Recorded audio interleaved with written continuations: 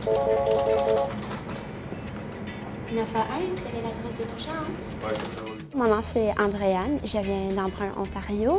Je suis actuellement finissante dans le programme de communication 911 à la Cité. J'ai toujours eu une admiration pour les gens qui travaillaient dans le domaine de l'urgence. J'ai travaillé 1 an dans une clinique médicale à Orléans. C'était vraiment de filtrer beaucoup d'informations en peu de temps, en grande quantité, puis c'était vraiment de faire des décisions rapides. La Cité était beaucoup présente dans le domaine, dans la clinique que je travaillais, puis ça m'a vraiment ouvert les yeux de peut-être je devrais regarder pour aller au collège. Communication 911, ça a un peu cliqué.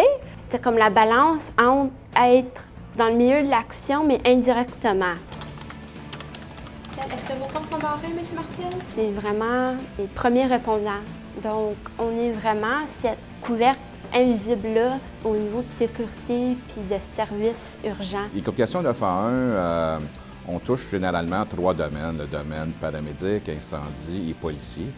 Et à l'intérieur du domaine, on est divisé en 2. Il y a le volet qui est prise d'appel et le volet répartition. C'est un programme de 2 ans, sauf qu'il est en accéléré sur 1 an. C'est non seulement un travail individuel, mais c'est un travail d'équipe aussi continuel. Dans les gros appels, on va avoir plusieurs appels qui rentrent, mais ils ont tout affaire à un même dossier. Mais un appelant peut avoir une information surplus que un autre préposé a eu un autre appel, puis il n'avait pas eu cette information-là. Ici, le laboratoire que les étudiants ont, c'est un laboratoire, ce sont des postes de travail qui sont pratiquement identiques à des centres d'urgence. Le système téléphonique, le volet répartition, la cartographie, on a le volet base de données, policière CPIC ou incendie, Canutech, ou tout ce qui est historique dans les systèmes d'information. On travaille dans les mêmes programmes ou systèmes que la majorité des services d'urgence utilisent. On essaie de faire vivre aux étudiants le maximum qu'ils peuvent vivre dans un vrai centre. On pratique également avec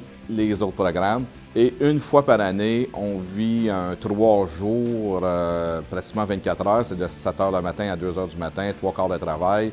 On vit la réalité, ils commencent le quart de travail comme si de rien n'était, ils sont au courant de rien, on essaie de donner le moins de supervision possible pour qu'ils puissent se débrouiller, voir ce qu'ils ont appris et apprendre également à travailler entre les services d'urgence. On essaie de mettre un petit peu dans les pieds de chaque intervenant pour comprendre comment eux fonctionnent, pour rendre leur travail plus facile. Ici, à l'Institut 911, bien, c'est ce qu'on peut vivre, c'est qu'on a notre centre d'appel d'urgence, on a une caserne de pompiers, on a un poste de police complet, caserne d'ambulance, on a un appartement, on a des cellules, donc on peut vivre vraiment la réalité. C'est le préposé à l'appel qui doit rester en contrôle de la situation parce que sinon, elle peut quand même dégénérer assez vite ou perdre du temps. C'est pas juste faire attention ou avoir une écoute active sur les réponses que l'appelant donne. Il faut que tu écoutes tout, que ce soit les bruits en arrière, les sons, la tonalité de la voix de l'appelant. Il faut que tu sois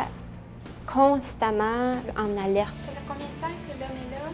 Ça fait au moins 2-3 minutes. 2-3 minutes? C'est pas fait nécessairement pour n'importe qui. Il faut que les gens aient quand même une bonne santé mentale, une bonne force de caractère, une tolérance au stress, être vif d'esprit. Il y a plusieurs qualités qu'on a besoin pour les gens pour faire ce travail-là. C'est nous qui s'assure un peu que tu restes calme puis en vie jusqu'à temps que les premiers secours arrivent. Avec les outils qu'on a, on leur apprend à prendre des décisions et surtout à vivre avec des décisions. Parce que des fois, les décisions qu'on va prendre, avec l'information qu'on a, on pense que c'est la meilleure. Par après, avec l'information qu'on sait, qu'est-ce qui t'arrive, on va dire j'aurais dû faire ça. C'est un sentiment incroyable, gratifiant. Même si on n'était pas là, on a fait notre job.